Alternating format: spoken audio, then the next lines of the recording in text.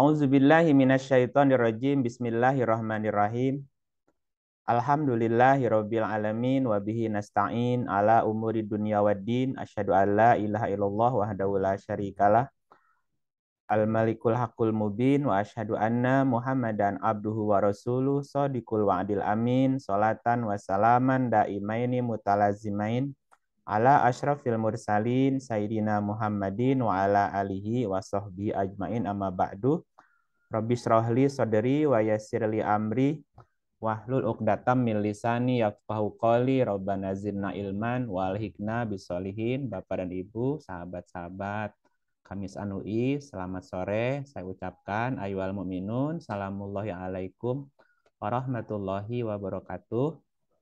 Alhamdulillah, bersyukur kita kepada Allah Subhanahu wa taala yang masih memberi kesempatan kepada kita sampai sore hari ini untuk bisa kembali bertemu, bersilaturahim, untuk belajar bersama-sama. Sebelumnya izinkan saya untuk berdoa, mendoakan seluruh makhluk di alam semesta, wabil khusus para leluhur kita.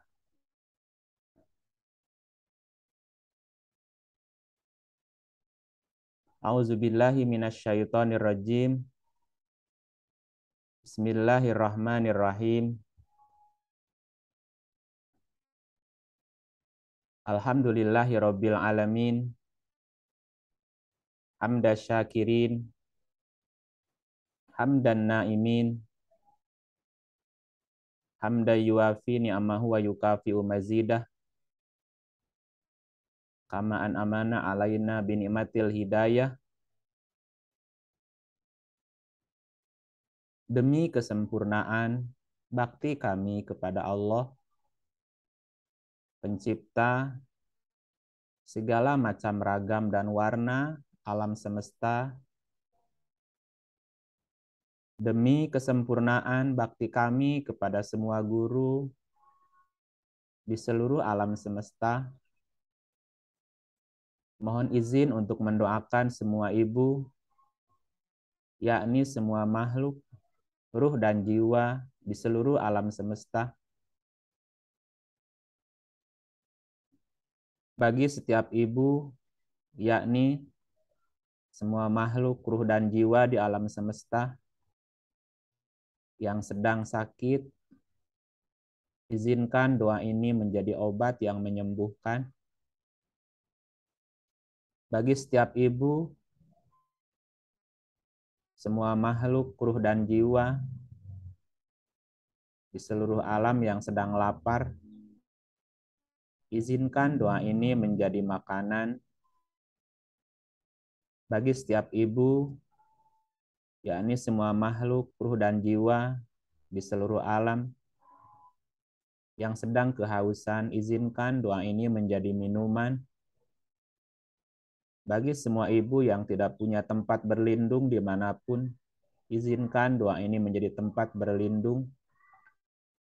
Bagi semua ibu, ruh dan jiwa di seluruh alam yang memohon berkah, izinkan doa ini menjadi berkah yang berlimpah. Bagi semua ibu, yakni semua makhluk, ruh dan jiwa di seluruh alam yang rindu pulang ke alam pencerahan, izinkan doa ini menjadi cahaya yang terang benderang agar semua ibu, semua makhluk, ruh dan jiwa di seluruh alam dapat kembali pulang kembali kepada Tuhan.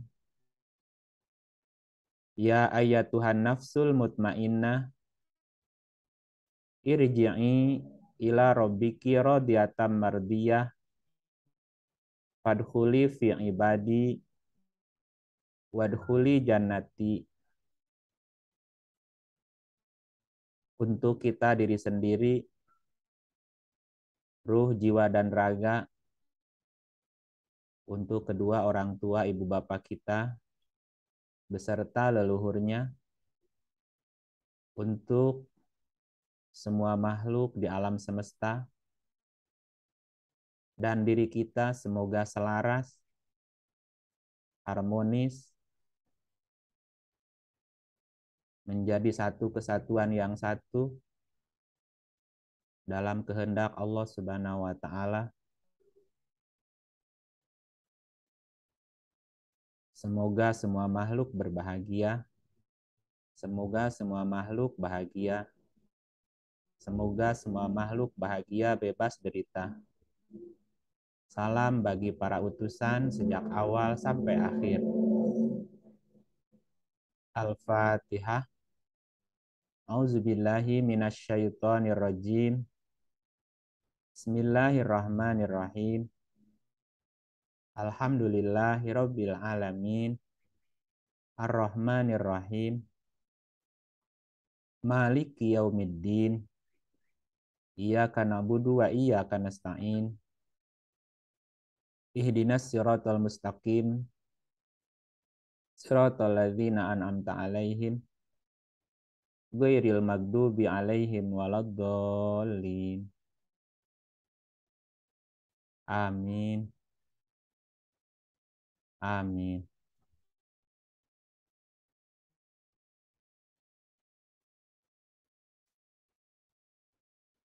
Baik Bapak Ibu yang dikasihi, yang dirahmati oleh Allah Subhanahu wa taala.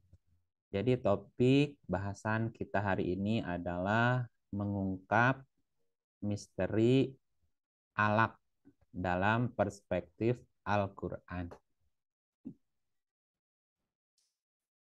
Bercerita tentang alaq, bercerita tentang bahan baku penciptaan manusia, juga berbicara tentang proses pembuahan terkait dengan lahirnya anak manusia. Ya, sebelum kita jelaskan lebih lanjut bagaimana proses terjadinya atau proses pembuahan terkaitnya lahirnya anak manusia, mari kita sejenak untuk merenungkan bersama-sama. Ya, di sini ada Ibu Farida mewakili. Ya, untuk kelahiran kita, Bu, itu dibutuhkan minimal berapa orang? 2. Siapa? Dokter, Mas. Suster. Emang dokter bisa melahirkan kita? Kan dia yang iniin, Pak. Dia yang narik-narik. Narik-narik apa? Bayi. Ada nggak Ibu melahirkan tanpa dokter? Nggak, bisa nggak? Ya. Bisa nggak Ibu melahirkan tanpa dokter? Bisa. Ya, jadi untuk kelahiran kita dibutuhkan minimal berapa orang? Untuk 1. kelahiran kita, siapa? Sendiri juga bisa, asal bisa motong tali pusat. Ya, kita bisa melahirkan sendiri. Bisa katanya. Gimana kita melahirkan sendiri? Rocot aja. Untuk kelahiran kita nih, kita lahir ke dunia, itu dibutuhkan minimal berapa orang? 2, 3 sama kita. 2. Kitanya.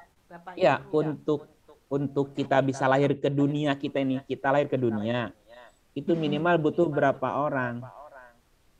Ada suami, ada istri. Ada suami, ada istri, ada ayah, ada ibu. Kirain tinggal merocotnya, Pak. Bukan, itu mah melahirkan, bukan kelahiran kita tuh. Oh, salah. Ya, berarti pertanyaannya kurang tepat ya, jadi jawabannya keliru. Kurang fokus. Kurang fokus. Jadi kita dilahirkan ke dunia itu minimal melibatkan 2 orang. Oke? Ibu dan ayah. Ibu dan ayah.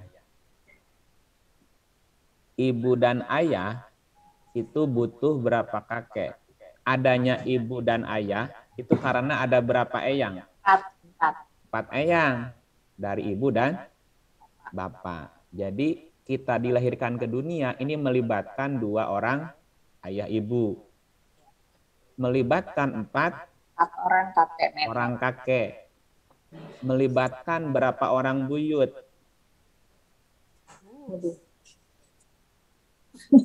Kali 2 lagi. Ya berapa? 8. 8. Oke.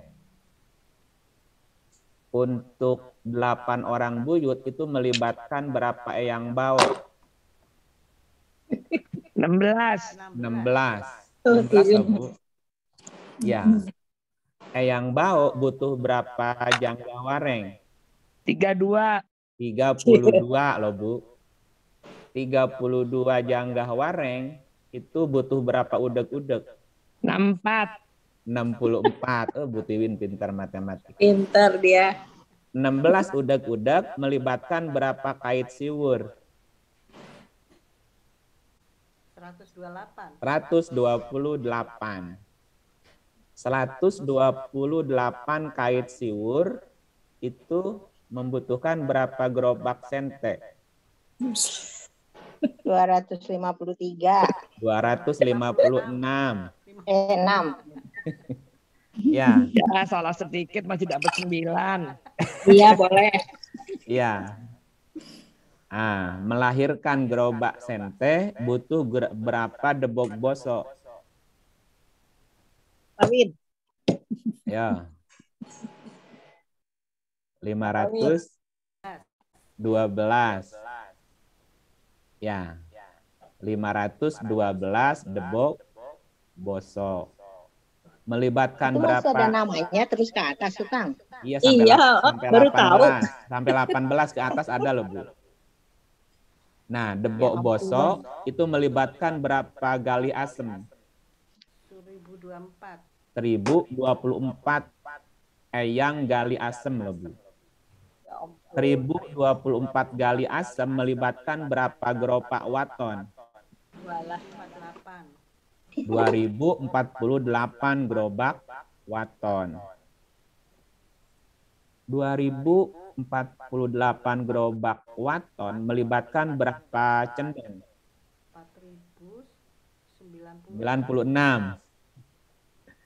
4096 cendeng melibatkan berapa eyang gieng? Yang dia. Gieng, di atasnya gieng namanya, Bu. Iya. 8.192. Melibatkan berapa eyang cumpleng? Yang benar. Cumpleng di atasnya. 16.384 eyang cumpleng. Untuk melahirkan cumpleng itu melibatkan berapa eyang ampleng? 32.768 ampleng. Amplong. Nah, 32.768 ampleng melibatkan berapa menyaman?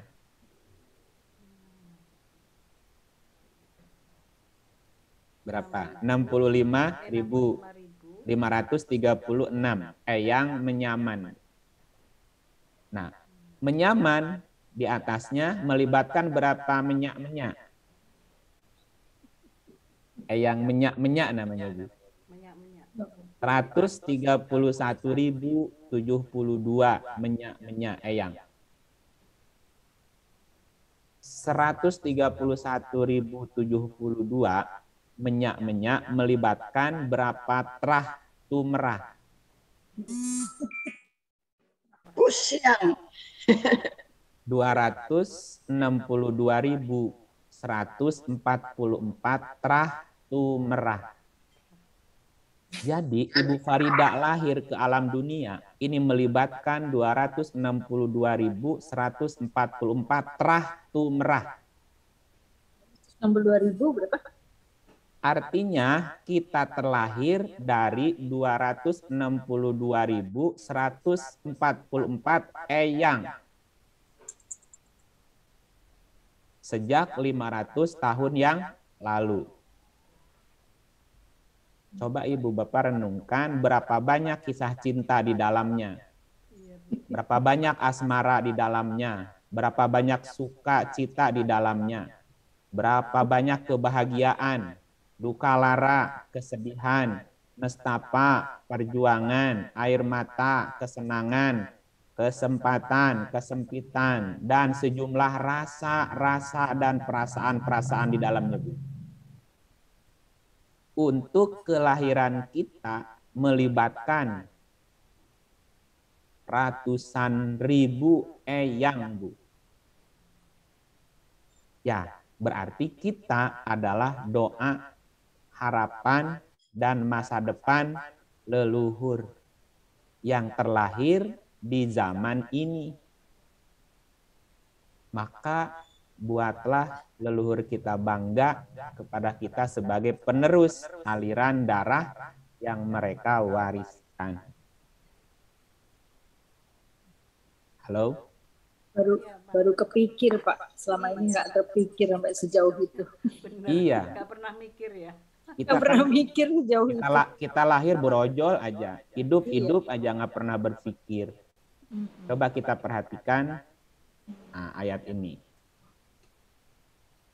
Coba Bu, dibaca Bu. Bismillahirrahmanirrahim.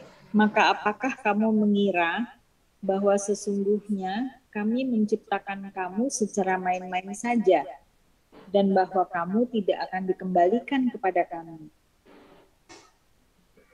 Emang kamu kira kami menciptakanmu main-main? Iya. Kenapa kalimatnya bukan aku, Bu? Melibatkan orang banyak. Tapi kami. Di sini ada kami. Iya. Apakah kamu mengira bahwa sesungguhnya kami menciptakan kamu main-main? Kenapa ini menggunakan kata-kata kami?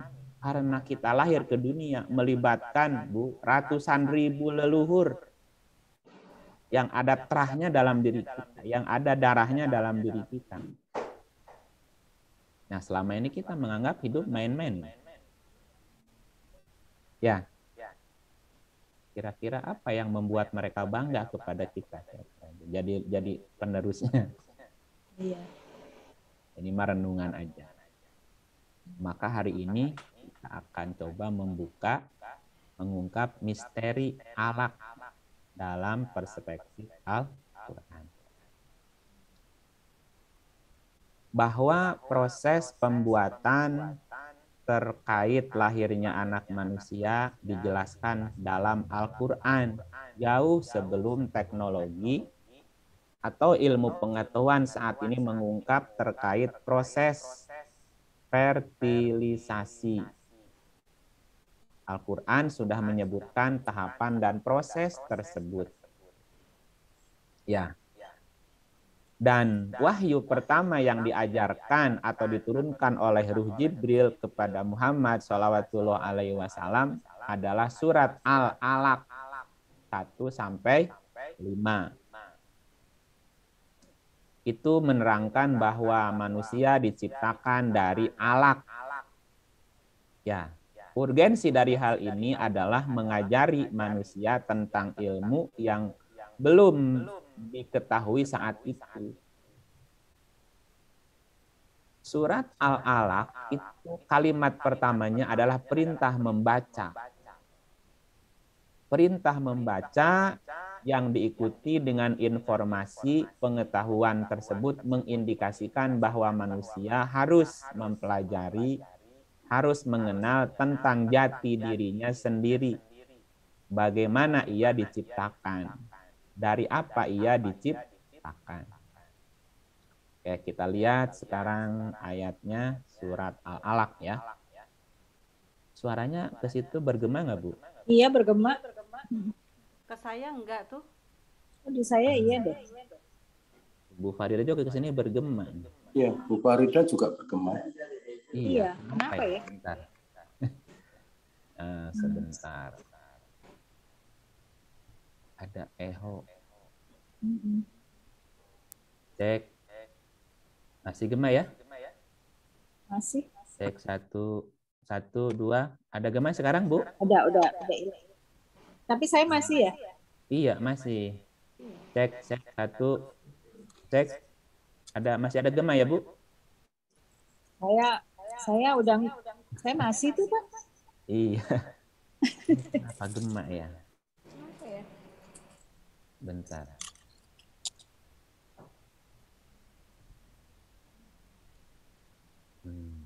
Bentar. Cek satu, masih ada gemak juga.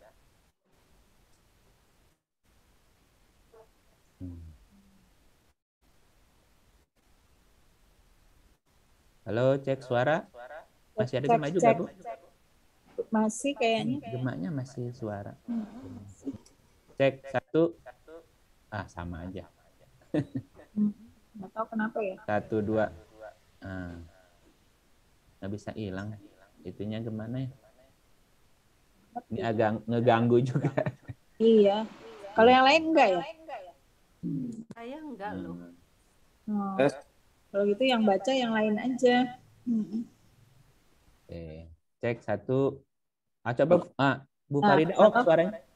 Oh, Bu Farida coba di off dulu. Bu Farida di off dulu coba. Di off suaranya. Off suaranya. Offin suaranya. Coba mic-nya ditutup dulu, Bu. Oh, mic ditutup. Cek satu. Masih, Bu. Berkurang tapi Ya? udah bagus. Bagus. Oke. Ya udah kita lanjut aja ya. Jadi kita lihat sekarang surat Al-Alaq ayatnya 1. Suara saya gini sekarang kedengar nggak Bapak Ibu? Di saya malah menggema, Pak. Agak jauh. Di saya malah menggema. Kalau Halo. saya, Bagus, Kang ini bagus, Kang. kalau saya, Bagus. Yang lain semua bagus kok. Ya. Tadi bagus, Kang Id. Nah sekarang gimana sekarang? Alhamdulillah sudah cukup. Udah nggak ada gemak. Ya ke saya ada gema ini. Oke kita lanjut nggak apa-apa. Ada gangguan dikit. Bahwa wahyu pertama yang diajarkan diturunkan kepada Rasulullah Muhammad ini surat Al-Alaq ya. Coba kita baca ayatnya. Bismillahirrahmanirrahim. Iqra bismi rabbikal ladzi khalaq. Bacalah dengan nama Tuhanmu yang menciptakan. Khalaqal insana min alaq. Dia telah menciptakan manusia dari segumpal darah. Alaq ya, sini ada. Iqra wa rabbukal akram. Bacalah dan Tuhanmu lah yang maha pemurah. Allazi 'allama bil qalam, yang mengajar manusia dengan perantaraan kolam. Alamal insana malam ya'lam. Dia mengajar kepada manusia apa yang tidak diketahuinya. Nah, dalam banyak terjemahan, ini kata alaq nih. Kata alaq itu selalu diterjemahkan dengan segumpal darah. Pertanyaannya, mengapa segumpal darah? Apa maknanya segumpal darah? Alakin itu secara bahasa itu artinya sesuatu yang membeku, tergantung, berdempet, gumpalan darah, atau menempel secara bahasa. Nah, di dalam Al-Quran itu darah itu menggunakan 3 kata. Pertama alaq juga darah, dam juga darah, terus gislin juga artinya darah. Nah, ketika penyebutannya beda itu berarti maknanya juga beda. Jadi ada makna yang berbeda. Apa makna alaq, apa makna dam, apa makna gislin? Semuanya ada arti, ada perbedaan, tapi ada hubungan antara satu dengan yang lain. Tetapi pada kesempatan ini kita akan ungkap makna dari alaq ini ya. Karena manusia diciptakan dari alaq. Berarti ada sesuatu dengan alaq ini. Nah, sebagaimana tadi diterangkan bahwa alakin itu dari kata alaqo ya, itu artinya segumpal darah melekat, kemudian bergantung, memahami, mencatat, kumpulan besar, urusan, macam, memberi keterangan, komentar, mencintai, yang indah, bagus, amat berharga, persahabatan, cinta, kemudian pertengkaran, malapetaka, membunuh, mematikan, mencaci, mengandung, mencintai, apalagi menggantungkan, mengunci, menutup, memasang, cenderung. Oh, masih banyak Bu artinya yang lain. Arti alaq ya. Ya.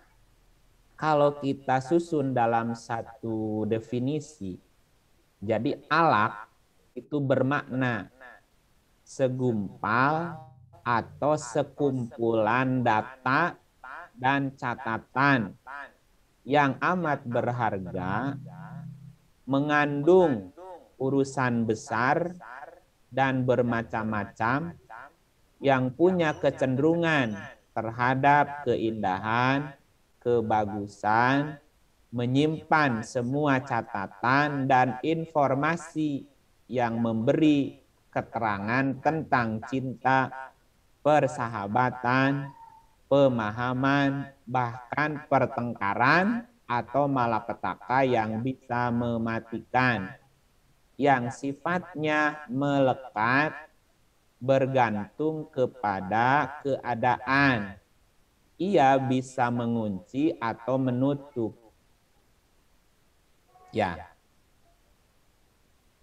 Jadi kalau kita terjemahkan ayat tadi gimana, Bu?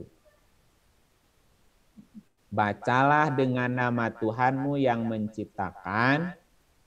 menciptakan manusia dari alaq, dari segumpal atau sekumpulan data-data dan catatan-catatan yang amat berharga, mengandung urusan besar dan bermacam-macam, yang punya kecenderungan terhadap keindahan, kebagusan, menyimpan semua catatan dan informasi yang memberi keterangan tentang cinta, persahabatan, pemahaman, bahkan pertengkaran atau malapetaka yang bisa mematikan, yang sifatnya melekat dan bergantung kepada keadaan-keadaan. Ia bisa mengunci atau menutup. Tadi kalau kita renungkan, kita lahir ke dunia melibatkan berapa eyang terah tumerah tadi? 262.144. Di dalamnya ada apa di situ? Ada informasi apa, Bu, kira-kira? Yang tadi. Itu tadi. Ada cerita cinta, ada cerita persahabatan, ada pertengkaran, ada malapetaka, ada semuanya rasa ada di situ. Nah, gitu ya. Nah, kalau kita buka Al-Qur'an, kata alaq ya, itu 7 kali diulang. 7 kali diulang. Yaitu di surat 96 ayat 2, yang ini satu ya. Kemudian di surat 23 ayat 14 itu diulang 2 kali. Kemudian di surat 75 ayat 38. Kemudian surat 22 ayat 5 dan surat 40 ayat 67. Jadi kata alaq, alakin, alaqoh diulang 7 kali. Ya, di 5 surat atau di 5 ayat. Di 5 ayat. Misal kita cek ayatnya dulu ya. Kita cek ayatnya dulu. Yang pertama, segumpal darah, alaq, ada di surat ini. 96 ayat 2. Yang kedua, segumpal darah ada di surat 23 ayat 14. Nah, coba dibaca lagi Bu Faridah. Auzubillahiminasyaitonirrajim. Bismillahirrahmanirrahim. Kemudian air mani itu kami jadikan segumpal darah. Nah, satu ya. Oke, terus? Lalu segumpal darah itu kami jadikan segumpal daging. Dan segumpal daging itu kami jadikan tulang belulang. Lalu tulang belulang itu kami bungkus dengan daging. Kemudian kami jadikan dia makhluk yang berbentuk lain. Maka maha sucilah Allah pencipta yang paling baik. Nih, segumpal darahnya diulang berapa kali, Bu? Dua. Ala. Ini ada kalimatnya ala kotan, ala kota. Ini 2 kali diulang ala ko ya. Jadi udah 3. Nah, kemudian juga diulang di surat 75 ayat 38. 5:38. Bismillahirrahmanirrahim. Kemudian mani itu menjadi segumpal darah. Lalu Allah menciptakannya dan menyempurnakannya. Nah, ada kalimat alakoh lagi di sini. Nah, alakoh berarti udah 4 kali ya. 4 kali diulang. Kemudian ada di surat berapa tadi? 22 ayat 5. 22 ayat 5.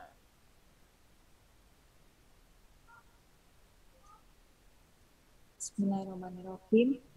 Hai manusia, jika kamu dalam keraguan tentang kebangkitan dari kubur, maka ketahuilah, sesungguhnya kami telah menjadikan kamu dari tanah, kemudian dari setetes mani, kemudian dari segumpal darah. Ada segumpal darah ya? Ya. Ini alakoh, lanjut. Kemudian dari segumpal daging yang sempurna kejadiannya dan yang tidak sempurna, agar kami jelaskan kepada kamu dan kami tetapkan dalam rahim apa yang kami kehendaki sampai waktu yang sudah ditentukan. Kemudian kami keluarkan kamu sebagai bayi, kemudian dengan berangsur-angsur kamu sampailah kepada kedewasaan, dan di antara kamu ada yang diwafatkan, dan ada pula di antara kamu yang dipanjangkan umurnya sampai pikun, supaya dia tidak mengetahui lagi sesuatu pun yang dahulunya telah diketahuinya. Dan kamu lihat bumi ini kering, kemudian apabila telah kami turunkan air di atasnya, hiduplah bumi itu, dan suburlah dan menumbuhkan berbagai macam tumbuh-tumbuhan yang indah. Nah, udah berapa kali diulang, Bu? Lupa darahnya? 1. Udah berapa? Sama yang tadi? Oh, sama yang tadi udah 5. 4 atau 5? Udah 5 ya? Kan tadi 7 kali diulang. Iya. Nah, udah 5 apa 6? 5. Oke. Sekarang ayat.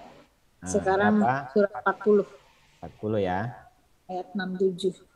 40, 67. 67. Bismillahirrahmanirrahim. Dialah yang menciptakan kamu dari tanah, kemudian dari setetes mani, sesudah itu dari segumpal darah.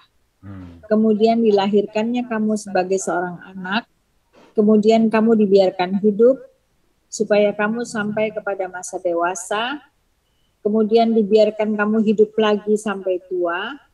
Di antara kamu ada yang diwafatkan sebelum itu. Kami perbuat demikian, supaya kamu sampai kepada ajal yang ditentukan dan supaya kamu memahaminya. Ada segumpal darahnya nggak di sini?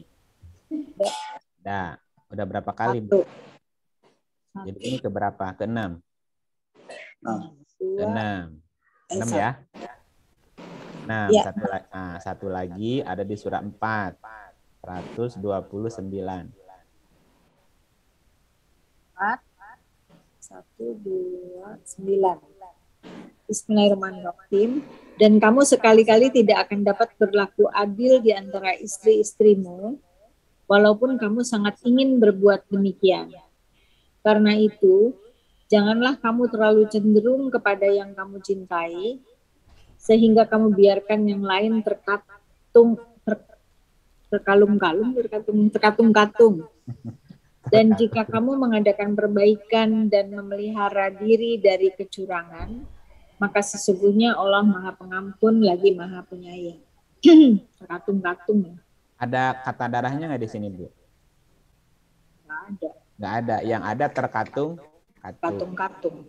Itu Arabnya mu'alaqoh, dari kata alaqoh juga.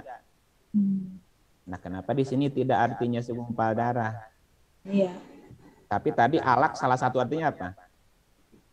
Tergantung ya. Ya, tergantung, ngegantung namanya, Bu. Nah, ini bukan lagi cerita segumpal darah yang tadi, tapi lagi cerita istri yang diabaikan oleh suami. Sini ada para suami nggak, Bu? Ada tuh. Ada berapa orang nih suami di sini? Saya suami setia. Coba perhatikan ayat ini. Ini untuk para suami. Dan sekali-kali kamu tidak akan dapat berlaku adil di antara istri-istrimu, walaupun kamu sangat ingin berbuat demikian. Para suami, kamu nggak bisa adil yo. Ayo. Karena itu janganlah kamu terlalu cenderung. Pastilah kalau punya istri baru yang dicenderungi kan. Sehingga kamu biarkan yang lain terkatung-katung, ngegantung, Bu, nggak jelas statusnya kan.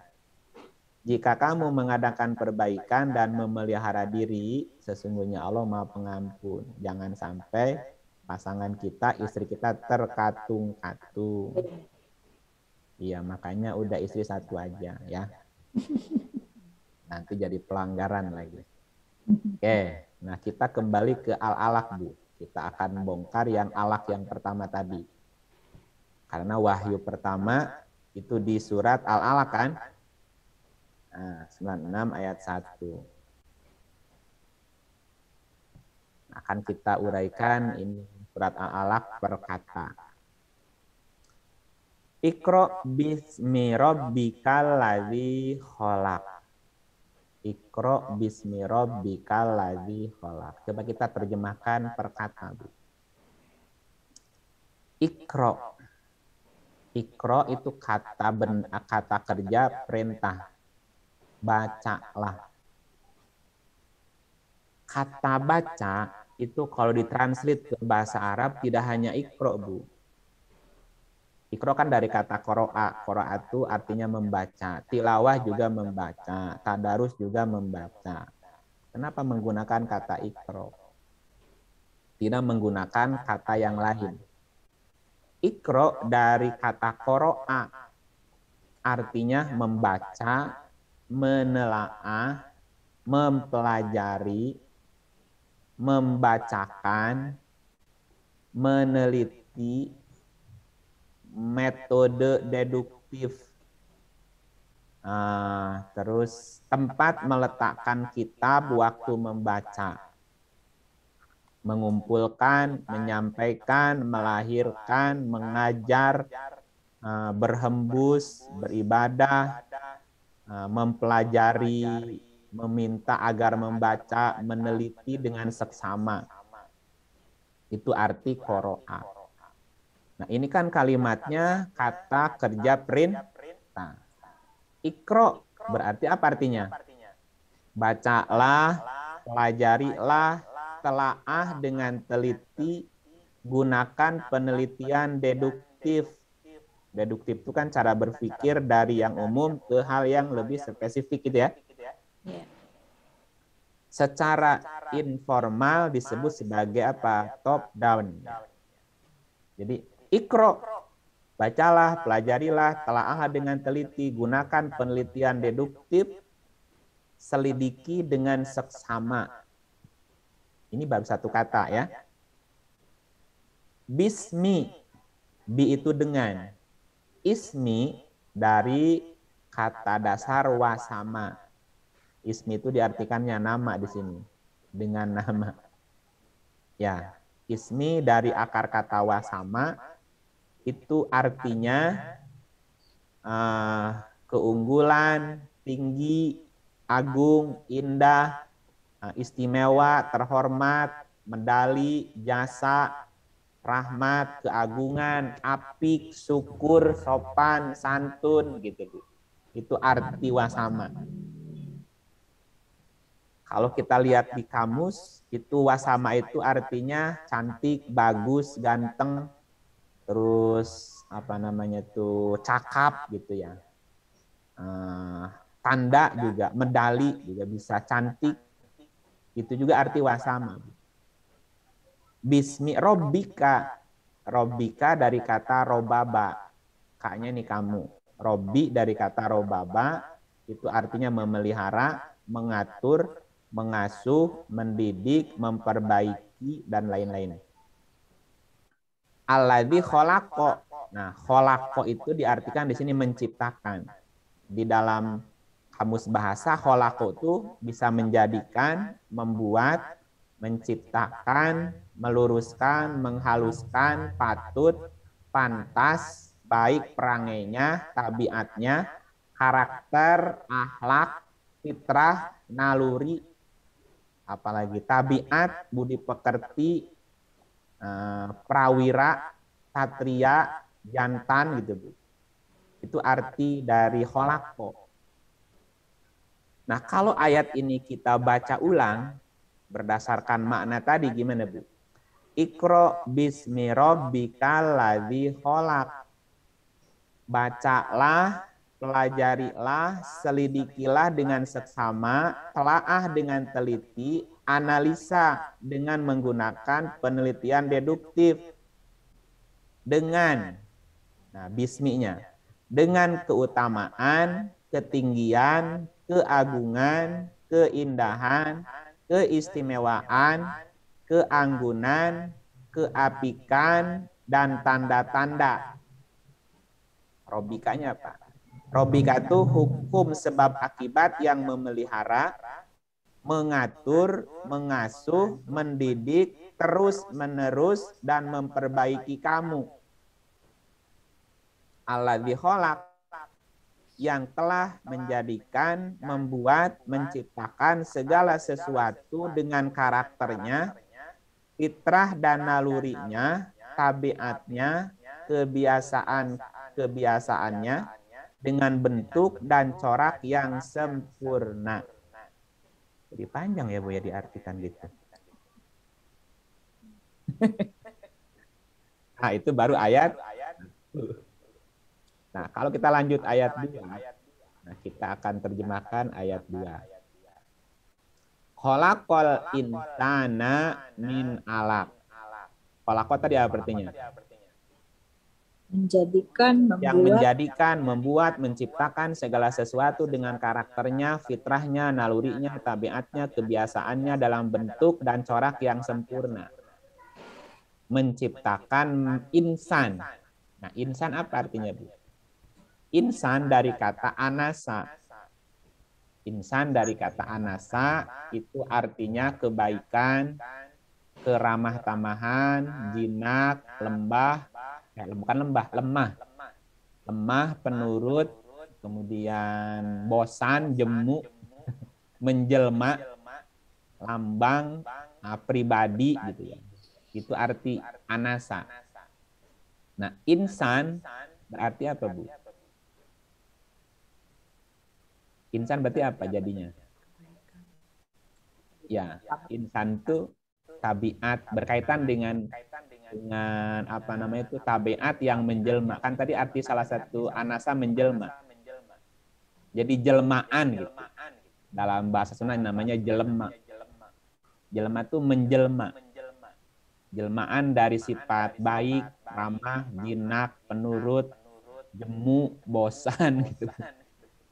Atau yang apa namanya punya kepribadian gitu. Nah, di dalam Quran kata insan itu menunjukkan kepada sosok manusia yang sudah mulai belajar. Jadi kalau belum belajar, belum jadi insan. Insan itu sosok jelmaan atau manusia yang sudah mulai belajar. Kalau kita lihat di surah 55 ayat 1 sampai 4 ya.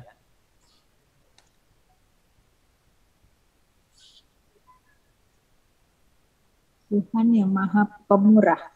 Murah, lanjut. Yang telah mengajarkan Al-Quran. Dia menciptakan manusia. Insan ya, Insan. insan. Terus, Mengajarnya pandai berbicara. jadi insan adalah Belajar. Yang bisa belajar. manusia yang sudah Bisa mulai belajar dan pandai berbicara. cara. Gitu. Itu namanya insan. Kholaqal insan min alaq. Mana tadi 96-nya? Kholaqal insan min alaq, dari alakin. Nah, alakin apa artinya tadi? Udah jelasin belum alaq? Udah tadi di atas alaq terangin kan? Nah, coba kalau kita terjemahkan jadi gimana? Kholaqal insana min alaq. Yang telah menciptakan, membuat, menjadikan, dan mengkarakterkan manusia dengan segala sifat kebaikan, lemah lembut, penurut, membosankan, yang wujud, menjelma dalam bentuk kepribadian insan. Dengan tabiat, sifat, dan pembawaannya dalam corak dan bentuk yang sempurna, dari segumpal atau sekumpulan data penting yang amat berharga, yang mengandung urusan besar, bermacam-macam, punya kecenderungan terhadap keindahan, kebagusan, menyimpan banyak catatan yang memberi banyak informasi keterangan, baik tentang cinta, persahabatan, pemahaman, bahkan pertengkaran atau malapetaka yang bisa mematikan, yang sifatnya bergantung kepada keadaan, dan ia bisa mengunci atau menutup. Ini 3 kata, Bu, diterjemahkan jadi segitu. Ya. Jadi alaq kalau kita pahami merupakan segumpal atau kumpulan banyak informasi tentang manusia, baik karakternya, tabiatnya, kebagusannya, keelokannya, kecantikannya, dan yang lain-lainnya. Nah, yang dalam ilmu pengetahuan, si data tersebut itu tersimpan di dalam DNA dan RNA. Ya.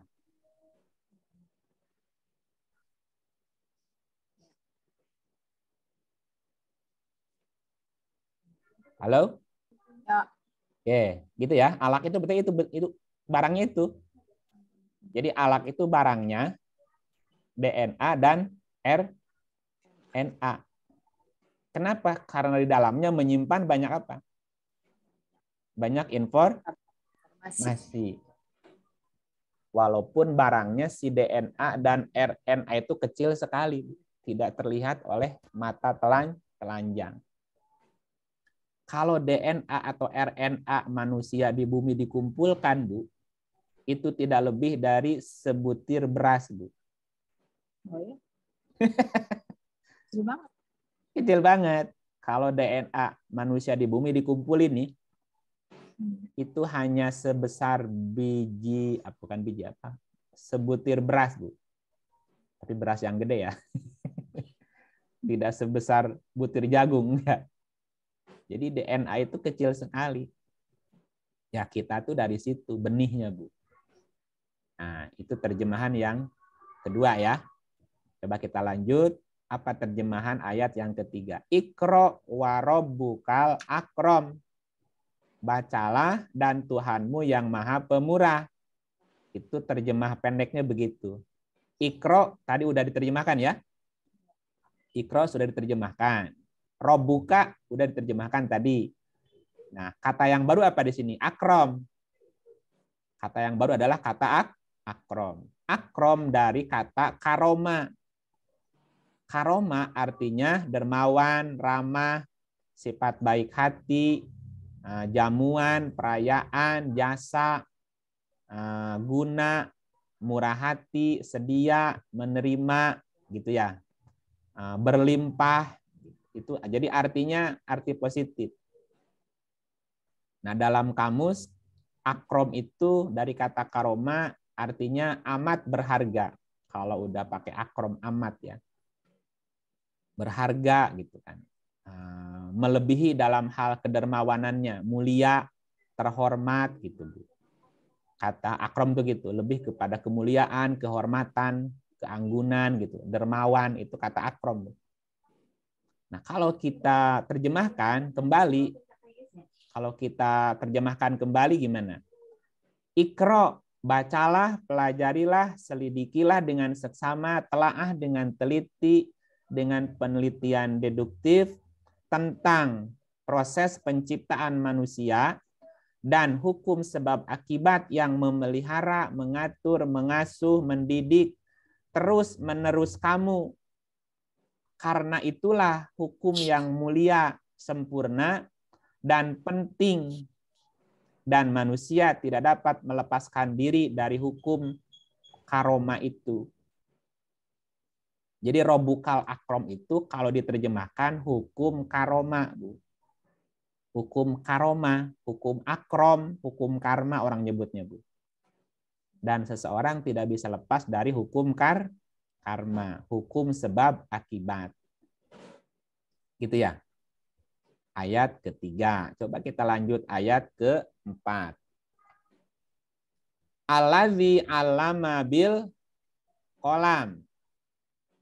Ya, allazi 'allama bil qalam. Ini dua katanya baru ya.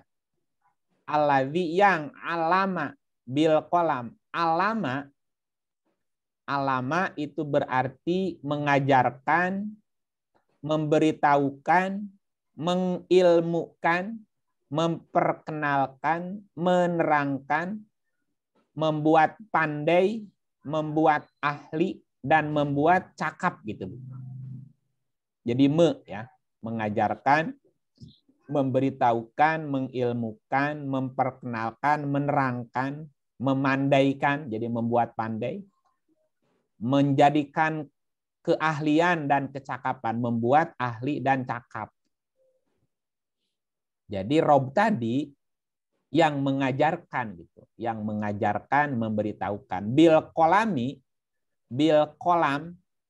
ini kolam artinya menulis, mengurung, membelangi, memangkas, memotong, meratakan, merapihkan, menghias, mengatur, bisa juga memperdaya, menjaga keseimbangan, bisa memendekkan gitu karena untuk mengatur tadi, mengurangi bisa, menggunting juga bisa. Nah, kalau kita artikan gimana? Allazi 'allama bil qalam. Rob kamu yang memberitahukan, memperkenalkan, menerangkan serta mengajarkan keahlian serta kecakapan juga kepahaman dengan perantaraan bil qalam tadi, dengan perantaraan apa? Pola, tulisan, jalur, corak, garis, potongan, hiasan, dan aturan yang rapi yang menjaga keseimbangan dan membuang bagian-bagian yang tak perlu. Itu arti kolamnya gitu, Bu. Jadi Tuhan mengajarkan manusia lewat kolam gitu, Bu ya. Contoh gini. Salah satu arti kolam itu tadi selain memperkenalkan, kolam itu kan pena salah satu artinya, Bu. Pena itu kan salah satu artinya tulisan. Salah satu arti kolam kan tulisannya. Jadi Tuhan mengajarkan kepada kita, menerangkan kepada kita, membuat kita pandai salah satu jalurnya lewat kolam. Kolam artinya tulisan. Kita bisa mempelajari, mengetahui tentang isi kandungan wahyu dari mana, Bu? Dari tulisan. Ini kan kita baca tulisan kan? Waktu Muhammad Rasulullah menerima wahyu, udah ada tulisannya, Bu? Belum ada. Bayangkan kalau wahyu tidak ditulis, Bu. Kalau nabinya wafat, wahyunya kemana? hilang. Nah, karena wahyu ditulis atau wahyu ada tulisannya, maka kita bisa mempelajari tentang wahyu. Kalau begitu, tulis-menulis penting nggak, Bu? Penting. Kalau Ibu Farida punya ide, idenya ide cemerlang, Bu. Orang lain bisa baca ide Ibu nggak? Enggak. Kalau nggak ditulis. Kalau Albert Einstein tidak pernah menulis rumusnya, Thomas Alva Edison tidak pernah menuangkan idenya, ada lampu nggak? Enggak. Nah, ada matematik nggak, Bu? Ada rumus fisika nggak, Bu? Nah, itulah pentingnya kolam. Bahwa salah satu cara Tuhan mengajarkan manusia lewat kolam, lewat tulisan. Kalau dalam bahasa kampusnya lewat jalur formal. Dalam bahasa Arab disebut suluk namanya. Belajar lewat jalur formal. Dari TK, SD, SMP, SMA, S1, S2, S3, S berapa lagi, Bu? Steller. Nah, itu namanya mengajar manusia lewat kolam. Dari tulisan-tulisan, dari corak, dari pola, dari keseimbangan. Nah, itu berarti mengajari manusia lewat kolam. Tetapi kalau kita lanjut ke ayat kelima, alamal insana malam ya'lam. Kalimatnya udah terangin semua ya. Alama udah terangin, insan udah diterangin, ya'lam udah diterangin. Dia Tuhan Rob tadi, bahwa Rob kamu juga mengajar manusia apa yang tidak diketahuinya. Maksudnya adalah bahwa Tuhan juga bisa memberitahukan, memperkenalkan, menerangkan, mengajarkan keahlian, kecakapan, atau kepahaman kepada manusia tidak lewat jalur kolam. Dalam bahasa pesantrennya lewat jalur jadab. Ya, kalau tadi kan jalur suluk formal, Bu. Tapi Tuhan juga bisa mengajarkan manusia tidak lewat jalur itu. Contoh misalnya, Bu, Muhammad itu menjadi cerdas sekolahnya di mana, Bu? Nggak ada sekolahannya. Di Gua Hira. Nggak ada sekolahannya. Itu lewat jalur jadab namanya. Jalur meditasi. Siddhartha Gautama, Bu. Sekolahnya di mana, Bu? Jadi banyak orang-orang yang diberi hikmah, diberi ilmu lewat jalur yang ini. Gitu. Jadi Rob yang mengajarkan, memperkenalkan, menerangkan kepada manusia tidak lewat jalur kolam. Malam ya'lam, apa yang tidak diketahui. Gitu. Jadi kalau ini diterjemahkan gini. Tuhanmu yang mengilmukan, memberitahukan,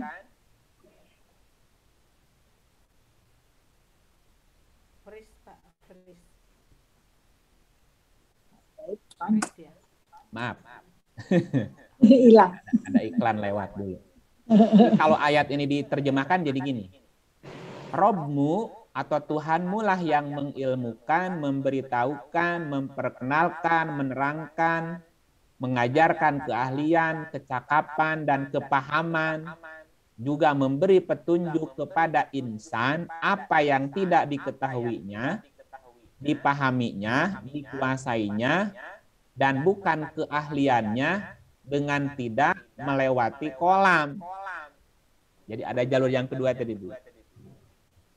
Jadi kalau ingin cerdas, bisa lewat suluk, yaitu belajar lewat jalur formal atau lewat jalur jadab tadi dengan jalur meditasi. Kurang-kurangnya setiap malam 4 jam. 6 jam atau 8 jam. Nah, jadi jalur meditasi juga bisa dapat ilmu, Bu. Tapi itu sedikit yang orang menjalaninya. Nah, maka dalam hal ini Robmu, tadi Robuka kan? Ada kata-kata Robuka.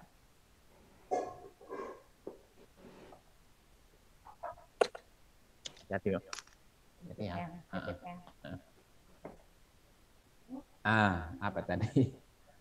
Buka. Ini kan ikro warobukal akrom. Ikro bismi robbika. Ini kan ada kata robbika diulang. Tuhanmu. Ikro warobukal akrom. Ada kata Tuhanmu juga di sini.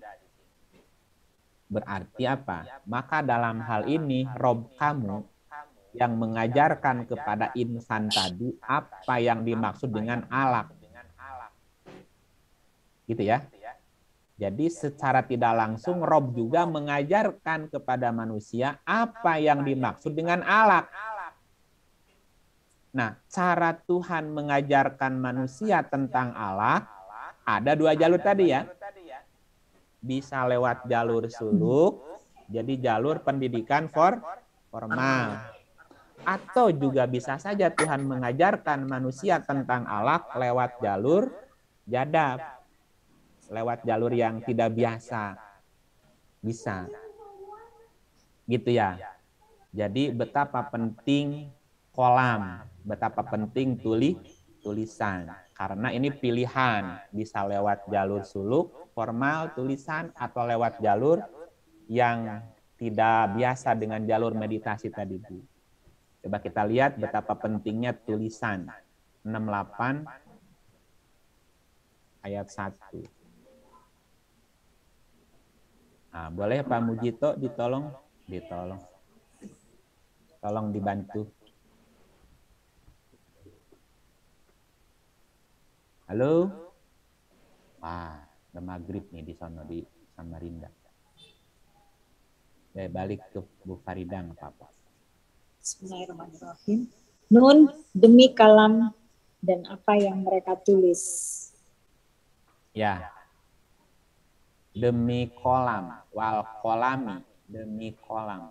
Dan apa yang mereka tuh Tulis. Kolam tadi apa artinya tuh? Tulisan. Tulisan. Iya, apa tadi? Arti panjangnya apa? Formal. Belajar formal. Jadi kolam itu pola, tulisan, jalur, corak, garis, potongan, hiasan, aturan, keseimbangan gitu. Demi kolam, demi pena, dan apa yang mereka tuh tulis. Ya tadi, jika tidak ada tulisan, Bu, kita akan kesulitan mencari informasi. Maka dari itu menjadi penting untuk menuangkan ide dalam bentuk tulisan, agar ide itu tidak hilang. Gitu ya. Oke, lanjut. Dan berkat nikmat Tuhanmu, kamu Muhammad sekali-kali bukan orang gila. Kenapa Bu begitu? Iya, kalau kita punya ide, sementara orang lain belum punya ide itu, Bu, bisa dianggap apa kita? Gila. Gila lu. Ide apaan itu? Ngaco kamu. Dan begitulah ceritanya sejak dulu, Bu. Kalau kita hidup pada zaman atau pada masa Einstein, kira-kira kita mau ikutan bilang dia gila nggak? Iya kan? Pada masanya Einstein dianggap apa? Gila. Thomas Alva gila. Stephen Hawking gila. Idenya yang gila. Emang tidak mudah orang itu menerima ide baru, menerima gagasan baru. Orang lebih senang kan ada di zona nyaman kan? Gitu. Membuka mindset, open mind itu nggak gampang, Bu. Ya. Berkat nikmat Tuhanmu, kamu sekali-kali bukan orang gila. Hanya masalahnya orang lain belum nyampe otaknya kepada apa yang kamu pikirin. Gitu bahasanya. Lanjut. Dan sesungguhnya bagi kamu benar-benar pahala yang besar yang tidak putus-putusnya. Oke, lanjut. Ada dua suaranya. Dan sesungguhnya kamu benar-benar berbudi pekerti yang agung. maka kelak kamu akan melihat dan mereka orang-orang kafir pun akan melihat. Siapa di antara kamu yang gila? Jadi jangan takut menuangkan Ide. ide, walaupun resikonya dibilang apa, Bu? Gila. Iya, nanti juga akan tahu siapa yang benar-benar gila. Gitu ya. Aku yang gila atau kamu yang gila? Ya. Terus ayat 7-nya, Bu. Sesungguhnya Tuhanmu, dialah yang paling mengetahui siapa yang sesat dari jalannya, dan dialah yang paling mengetahui orang-orang yang mendapat petunjuk. Nah, gitu ya. Itu informasi tentang pentingnya menulis atau menuangkan ide. Walaupun awalnya akan dapat tantangan tadi berupa ya sebutan-sebutan gila, ngaco, pemimpi. Itulah yang disebut disematkan kepada Rasulullah waktu itu, Bu. Coba lihat ayat ini. 15 ayat 6.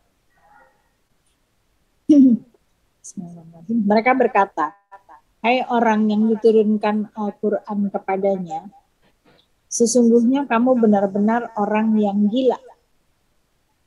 Kenapa begitu, Bu? Nggak Iya. diterima. Iya, karena tidak mudah orang nerima ide ini, Bu. Apalagi Quran kan wahyu. Iya. Kalau Quran dibaca terjemahan selintas, kan nggak ada yang istimewa, Bu. Tapi ketika kita gali, kita ungkap, ternyata kan mengandung makna yang dalam gitu, Bu. Gitu. Nah, bagi sebagian orang ini gila gitu. Oke. Pak, kenapa baru ditulis 200 tahun kemudian, Pak? 50. 50 ya? Iya. Oh, tafsirnya yang 200 ya? 200 itu hadis. Iya, tafsir Ya, hadis. kalau Quran ditulis 50 sampai 30. Kenapa begitu lama, Pak? Ya karena orang waktu itu kan belum ada budaya tulis menulis, Bu. Waktu itu hanya menghafal aja, kekuatannya dihafal. Nah, makanya Quran turun mengajarkan apa? Budaya Baca, ya supaya bisa baca, tulis. menulis. Kan gini, budaya membaca dan budaya menulis seimbang apa tidak seimbang? Orang yang gemar menulis itu bisa dipastikan gemar apa dia, Bu? Gemar baca. Ya, Orang yang gemar baca sekalipun belum tentu pandai menulis. menulis. Iya, Makanya tadi demi kolam dan apa yang mereka tulis. menulis. Apa pesannya? Tulis, tulis, tulis. Gitu. Nah, apa yang bisa kita tulis kalau nggak pernah kita baca? Jadi budayakan budaya menulis. Akibatnya orang jadi terdorong, termotivasi untuk membaca. Nah, untuk bisa membaca kan ada tulisan, Bu. Jadi kan dia didorong, dipaksa untuk bisa nulis juga akhirnya. Walaupun referensinya terbatas. Nah kan bangsa Indonesia termasuk rendah kan budaya membacanya kan. Iya, Karena budaya bacanya rendah, budaya nulisnya rendah. rendah juga. Rendah, tidak seperti negara maju. Dan pendidikan di kita kan belum membudayakan budaya nulis, Bu. Ya, ada mahasiswa yang sampai tidak lulus, masalahnya apa, Bu? Nggak mau nulis. Nah itu masalahnya, nggak bisa nulis. Bikin skripsi susah selesainya, Bu. Tidak dibiasakan untuk menuangkan ide dari dasar, gitu. Kita diajarkan menghafal gitu. Pas nulis pusing dia. Gitu nggak? Agama dihafal gitu. Agama itu hafalan. Apalagi ya, semua juga begitu. Belajarnya untuk menghafal gitu. Sejarah dihafal. Semuanya dihafal. Tidak, coba kamu tuangkan. Enggak gitu. Nah gitu ya. Oke. Jadi kembali ke alaq tadi. Bahwa manusia diciptakan dari alaq. Nah, di dalam 5 ayat tadi alaq diulang kan? Ya. Nah, selalu diartikan segumpal darah. Alaq itu selalu diartikan segumpal darah. Nah, di beberapa ayat tadi itu juga mengindikasikan bahwa Quran menerangkan bagaimana proses penciptaan kejadian manusia, bahkan sampai kematiannya.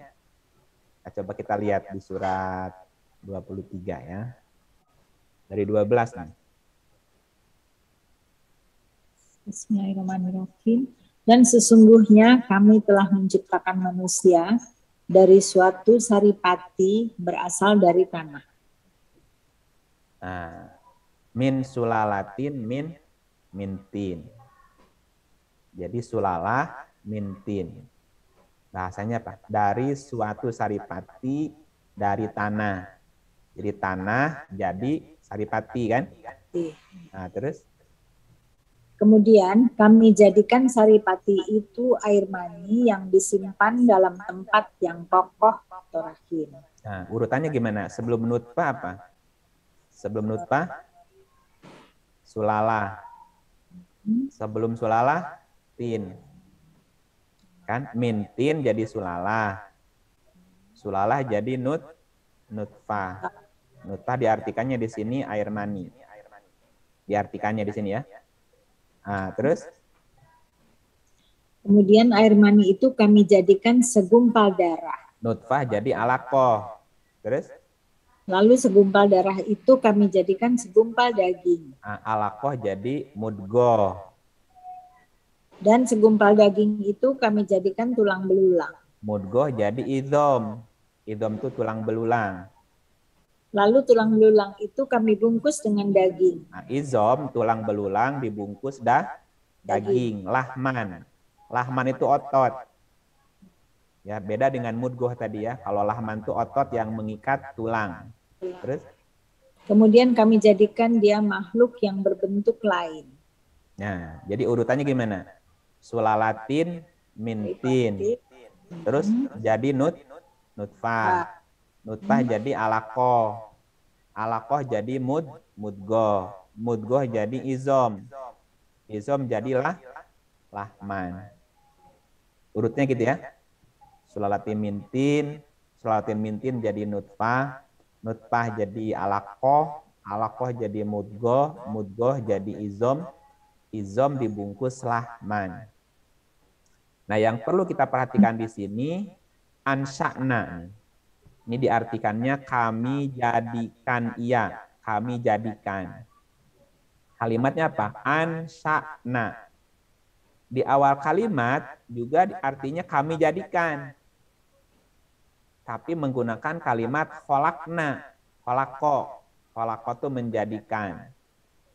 Kalau kholako dari tiada menjadi ada. Kalau ansa'na, ini ansa'na ya. Diartikannya kami jadikan juga. Nah, ansa'na itu dari kata ansa'a, dari kata nasa, artinya timbul, bangun, berdiri, bertumbuh, bertambah, bertunas, meninggi, hidup seperti tumbuhan, bercabang, Bu. Bisa dibayangkan nggak, Bu? Kalau kholako, menjadikan dari tidak ada menjadi ada. Kalau ansa'a, ini ansa'na, itu menjadikan dari yang ada. Contoh gini, ansa'atu. Kita nyimpen butir biji ya, biji-bijian kan? Kan bulat ya. Tanam ke tanah. Terus keluar apa? Tunas kan? Bawahnya? Akar. Itu namanya apa? Ansa'a. Kita dulu kan segumpal darah. Terus segumpal daging. Nah, terus tumbuh. Tumbuh tulang nih. Tumbuh tulang kepala, tumbuh tulang tangan, sini tumbuh kaki. Itu namanya ansa'a. Bedanya ya. Bedanya kholakna sama ansa'na. Jadi ansa'na itu kemudian kami jadikan dia makhluk berbentuk. Jadi keluar tuh tumbuh namanya. Tumbuh bertunas, jadi kuping, jadi hidung, jadi tangan, jadi kaki, jadi kepala, jadi jantung, jadi paru, jadi usus gitu Bu. Namanya ansa'na namanya. Makanya di ujungnya makhluk berbentuk gitu. Ada bentuknya karena tumbuh gitu, bertunas. Itu arti ansa'na. Dan proses ansa'ah itu proses apa? Tumbuh bertunas itu di dalam rahim. Nah, kita lanjutin dulu di sampai berikutnya nih. Bismillahirrahmanirrahim. Kemudian sesudah itu sesungguhnya kamu sekalian benar-benar akan mati. Mati. Terus? Kemudian sesungguhnya kamu sekalian akan dibangkitkan dari kuburmu di hari kiamat. Nah, dulunya kita mati. Terus hidup. Terus bakal Hidup lagi. bakal mati. Nah, habis mati Hidup lagi. akan hidup lagi, dibangkit kayak gitu manusia. Mati, hidup. Mati, hidup. Seperti siang, malam. Habis malam, Siang. datang siang. Habis siang, Malam. nah, jadi kehidupan berhenti nggak? Enggak. Enggak. Kematian, kehidupan, kematian, kehidupan, kematian, kehidupan. Nanti kita cerita. Udah pernah cerita kehidupan setelah mati ya? Oke, kita sekarang masih cerita al-alaq. Nah, proses penciptaan dalam arti ansa'ah tadi, ansa'ah itu kan bertumbuh, bertambah, menjadi sesuatu itu terjadi di dalam rahim. 40-64. Bismillahirrahmanirrahim. Allah lah yang menjadikan bumi bagi kamu tempat menetap dan langit sebagai atap, dan membentuk kamu lalu membaguskan rupamu serta memberi kamu rezeki dengan sebahagian yang baik-baik. Yang demikian itu adalah Allah Tuhanmu, Maha Agung Allah, Tuhan semesta alam. Membentuk kamu dan membaguskan rupamu. Ya, ini terjadi di rahim tadi. Nah, juga lihat di surat 64 ayat 3. Dia menciptakan langit dan bumi dengan tujuan yang benar. Dia membentuk rupamu dan dibaguskannya rupamu itu. Dan hanya kepada Allah lah kembalimu. Ya, nah kalau kita lihat surat 75, nah, kita lihat surat 75 yang ada alaq juga ya. 75 baca dari 36. Apakah manusia mengira bahwa ia akan dibiarkan begitu saja tanpa pertanggungjawaban? Terus? Bukankah dia dahulu setetes mani yang ditumpahkan ke dalam rahim? Nah, ini ada kata-kata apa? Alam yakun nutfatan. Bukankah dahulu kamu nutfah? Nutfah nih, diartikannya setetes. Mim maniyin yumna, dari mani. Nah, cuman ini terjemahannya kurang lengkap. Alam yakun nutfatan. Bukankah dulu kamu itu nutfah? Nutfah itu mim maniyin, dari maniyin yumna, dari mani. Mani yang ditumpahkan.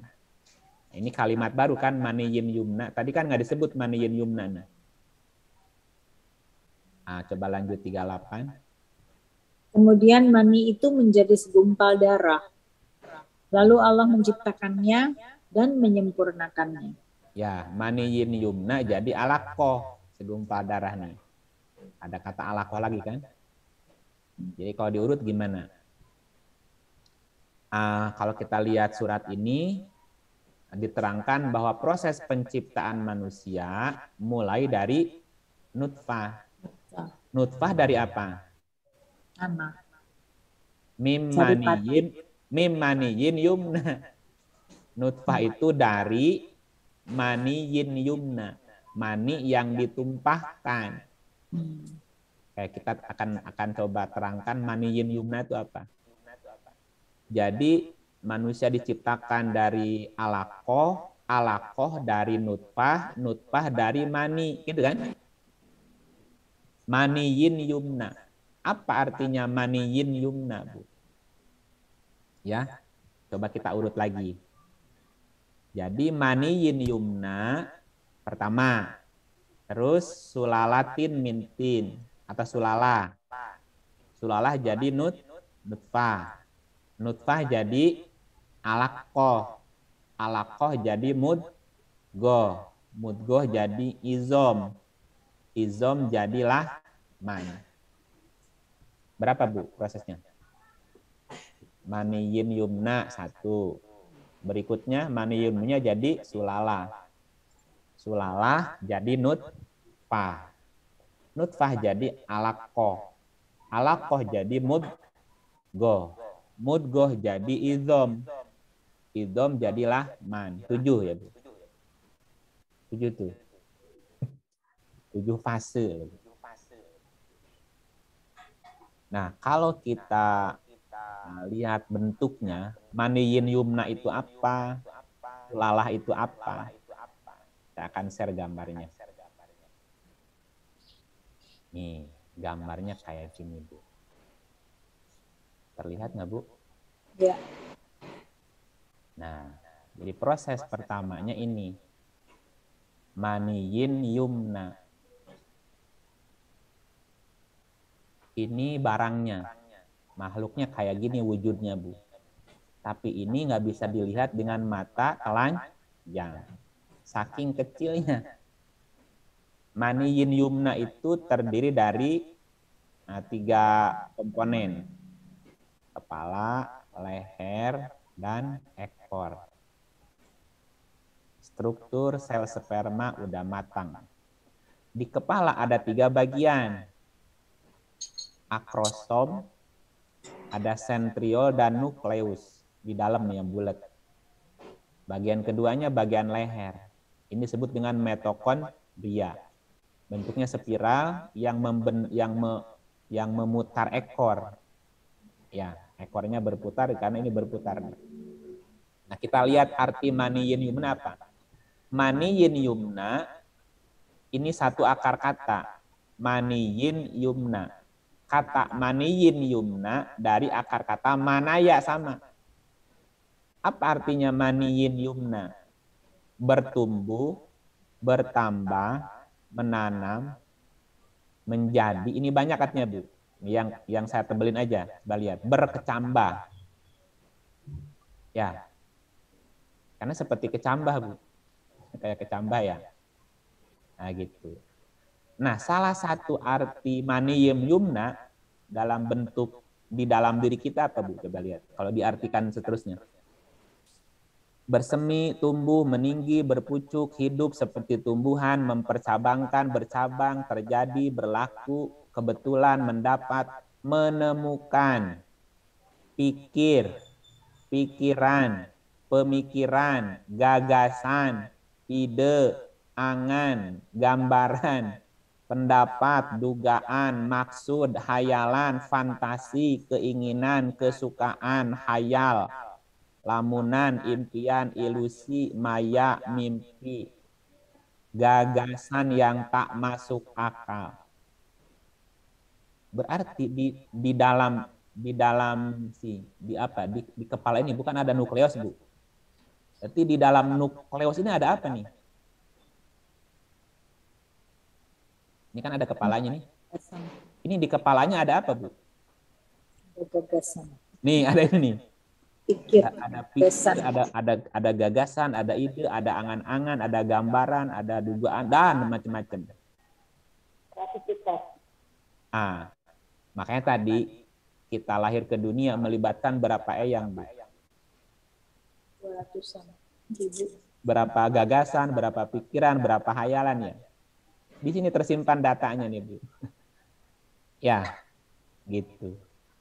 Jadi maniyin yumna bisa bermakna ide, angan-angan, fantasi, keinginan, impian, atau gagasan yang tidak masuk akal, yang bisa ditanam dan bisa bertumbuh, bersemi, berkecambah, meninggi, menjadi bercabang, yang terpelihara pertumbuhannya.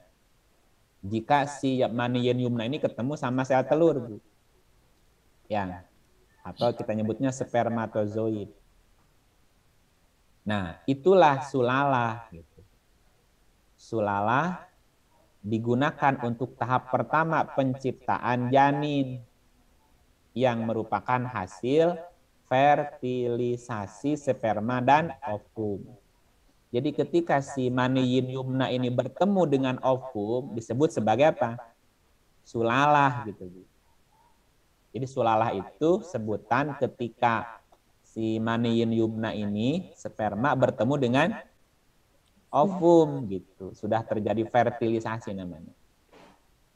Dan riset membuktikan janin umumnya terbentuk dari satu sperma yang bentuknya seperti kecambah berekor atau yang disebut sebagai maniyin yumna. Di dalam terjemahan diartikan saripati air mani. Saripati, bukan dari seluruh cairan, bukan. Tapi satu dari sekian. Jadi kalau ditumpahkan sperma itu kan itu jutaan, Bu. Bisa sampai 300 juta maniyin yumna di situ. Nah, yang lolos untuk membuahi kan cuma satu. Nah, spermatozoid atau disebut sebagai sel sperma itu dalam bahasa Yunani artinya benih atau makhluk hidup. Ya, jadi ada benih di sini. Ya, kalau ibu nanam biji kacang polong, kacang tanah, kacang roai, kacang panjang dalam satu bidang yang sama, Bu, tumbuhnya keliru nggak? Nggak keliru. Jadi 7 miliar manusia lahir dengan bawa apa? Dengan bawa data masing-masing. Nggak bakal keliru. Jadi jangan pernah menilai rapot orang lain. Karena benihnya beda. Si A begini, si B begitu, ya udah biar dia tumbuh sebagaimana aslinya. Beri kesempatan orang lain bertumbuh sebagaimana bakat dan minatnya. Ya kenapa? Karena kan tiap benih bawa data dan tidak bakal ketukar. Nah, spermatozoid adalah sel dari sistem reproduksi jantan. Jadi wanita tidak bisa memproduksi sperma. Sperma adalah sel yang berasal dari sistem reproduksi laki-laki. Sel inilah yang akan membuahi ovum. Dan ovum itu hanya bisa diproduksi oleh wanita. Nggak bakal ketukar gitu. Ya, nah sel sperma dan ovum adalah cikal bakal seseorang yang berada dalam kandungan. Apakah itu menjadi laki-laki atau menjadi perempuan. Nah, sulalah tadi apa? Ketika sudah terjadi fertilisasi. Sel sperma berbentuk seperti burui. Burui itu kecebong. Nah, pernah lihat kecebong nggak, Bu? Ya kan kayak gini. Bentuknya gitu. Dan ini calon cikal bakal manusia. Berapa ukurannya? 50 makrometer. Itu kecil sekali. Dengan mata telanjang, Anda tidak bisa melihatnya. Kecil sekali. Jadi dari satu tumpahan ini 300 jutaan. Makanya kecil sekali. Nah, tadi sel sperma ada 3 komponen ya. Ada kepala. Ada apa di kepala? Kepala sperma berbentuk lonjong mengandung nukleus sebagai inti. Inti tersebut mengandung apa? DNA. Nah, di dalam DNA itu ada informasi genetik yang akan diwariskan nantinya. Warisan berapa tadi? 262.000 ya. Iya, ada data itu. Nah, pada kepala sperma juga terdapat enzim seperti enzim hyaluronidase yang fungsinya untuk menembus lapisan korona radiata, saya nyebutnya, pada ovum, dan enzim akrosin yang menembus zona flusida namanya. Ada leher, ini fungsinya untuk tadi energi yang namanya menggerakkan ekor ya. Dan juga ada ekor tadi. Nah, setelah sulalatin mintin jadi nutfah. Nutfah ya. Nutfah maknanya apa? Nutfah artinya sel telur yang telah dibuahi. Orang nyebutnya zigot. Jadi nutfah itu sel telur yang telah dibuahi. Maniyin yumna adalah cikal bakal tadi, sel spermatozoid, sulalahnya sudah terjadi pembuahan fertilisasi. Ya, ini gambar nutfah. Ini tahap kedua kan? Gambarnya seperti ini. Sebagaimana telah dijelaskan bahwa dari ratusan juta sel sperma yang ditumpahkan laki-laki, hanya ada satu sel sperma saja yang mampu menembus sel telur untuk pembuahan. Subhanallah, Bu. Jadi kita mengalahkan ratusan juta sel sperma lain, Bu. Ya, hal ini menunjukkan setiap sel yang telah berhasil tersebut merupakan yang terbaik di antara ratusan juta sel sperma lainnya gitu. Jadi makanya tadi, apakah kami menciptakanmu main-main? Kita ini adalah sel sperma yang terbaik yang mengalahkan tadi ratusan juta sel sperma yang lainnya. Nutfah atau yang disebut sebagai zigot adalah sel yang terbentuk sebagai hasil dari penyatuan sel sperma dan telur atau disebut juga sebagai sel telur yang dibuahi. Zigot inilah yang menjadi cikal bakal dari janin atau individu baru yang akan dikandung dalam rahim. Karena sudah sampai ke rahim nih. Gitu, udah ada di rahim. Nutfah, ini nutfah nih. Dari kata natofa artinya bermakna mengalir sedikit-sedikit, menuangkan, menetes, mencemarkan, menodai, rusak, memakai anting, dan seterusnya. Nutfah berarti tetesan air yang sangat kecil atau sejumlah kecil air. Jadi kecil sekali si nutfah ini, Bu. Kecil banget. Tidak lebih besar dari sebutir garam makan, enggak. Kecil sekali di dalam rahim kita. Nah gitu. Al-Quran beberapa kali menyebutkan tentang nutfah terkait penciptaan manusia. Nutfah berarti tetesan air yang sangat kecil. Nah, di antara yang berhasil mencapai sel telur tersebut, hanya satu saja yang bisa membuahi sel telur. Sebagian kecil itu disebut sebagai nutfah. Dan itulah yang kemudian menjadi alaqah. Nah, alaqahnya di mana? Berikutnya jadi alaqah. Nah, ini udah jadi alaqah nih. Nutfah jadi alaqah, gambarnya ini. Ya. Alaqah juga bisa berarti segumpal darah yang melekat atau yang disebut sebagai embrio. Embrio ya. Gitu. Apa yang dimaksud dengan alaqah atau sebagai segumpal darah yang melekat atau yang disebut sebagai embrio itu seperti apa penjelasannya? Ini sudah ada terbentuk calon nih.